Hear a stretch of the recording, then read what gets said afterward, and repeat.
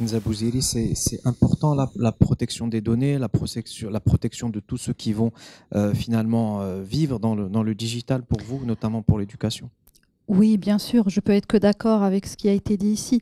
Moi, je vais juste, pour illustrer ou donner un exemple, revenir un petit peu en arrière au lancement d'Internet, ou en tout cas, c'était la même chose. C'est-à-dire, c'est peut-être un peu plus aujourd'hui, mais au lancement d'Internet, pour les enfants, on disait attention, c'est très dangereux. Et je me rappelle, il y a plus de une quinzaine d'années, on avait un programme avec l'UNICEF et autour de la protection des enfants sur Internet. Et on passait dans des écoles et certains parents disaient, moi, Internet, je ne le veux pas à la maison. Mais c'est pire, hein. En fait, on était là pour aussi expliquer, pour dire, bah, il y a des règles à adopter. Il faut aussi expliquer par rapport aux données personnelles qu'on ne donne pas son nom, son user, enfin son mot de passe ou son adresse, etc. Et ça, c'était au démarrage. Donc c'est la même chose ici. C'est juste à un niveau un petit peu plus élevé quand même, où il faut faire de la pédagogie et trouver le bon équilibre. Ilham Laziz, je vous laisse réagir à tout ça et en même temps, je vous laisse ouvrir sur la dernière question parce qu'on a presque fini notre petite heure. Donc, d'abord, les limites de la digitalisation au sein du ministère, mais aussi, aujourd'hui, quelles seraient finalement, qu'est-ce qu'il vous manque et quelles sont les nouvelles voies de développement pour la digitalisation? Alors, je crois que tous mes collègues ont rappelé ce qui était important. La place de l'enseignant, sa posture, sa responsabilité pédagogique dans la classe, euh, la, la- le rôle aussi des limites que pose la science et l'éthique dans l'usage de ce que la technologie permet, c'est important. Et nous sommes le ministère de l'Éducation nationale, on n'est pas le ministère de l'Instruction.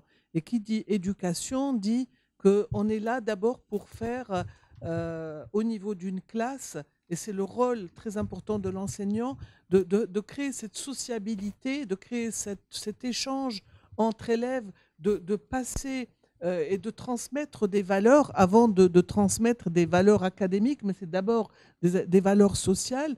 Et je pense que les meilleurs robots du monde ne pourront pas parvenir à remplacer un enseignant. C'est-à-dire que les gens se leurrent quand ils disent, eh ben, avec ChatGPT, on a tout, avec Google, on a tout. Non, c'est pas vrai. Ceux qui savent trouver les bonnes choses, c'est les gens qui ont eu la formation la plus longue. Parce qu'ils savent quoi chercher, ils savent analyser la recherche et ils savent en extraire le meilleur. C'est quelqu'un qui. C'est comme un bébé. Moi, je dis, tu as rappelé le début de l'Internet. Moi, j'ai toujours dit, l'Internet, c'est comme une route. Il faut apprendre aux jeunes élèves à la traverser. Il y a du bon, il y a du mauvais. Et à mettre le cadre. Il y a, des possibilités de filtrage dans les établissements, dans les maisons. Les opérateurs télécoms y veillent. Nous y veillons au niveau de l'éducation nationale. Mais après, c'est vraiment une affaire de formation. Former les enseignants. Et puis, qu'est-ce qu'il nous reste à faire? Eh bien, encore beaucoup de choses.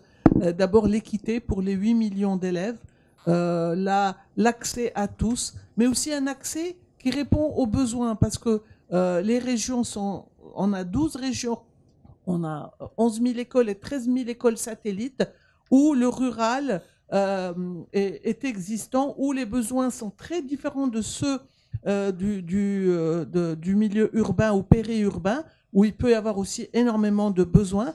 Et le numérique a cette capacité d'amener des solutions, d'amener l'équité éducative pour tous. Parfait.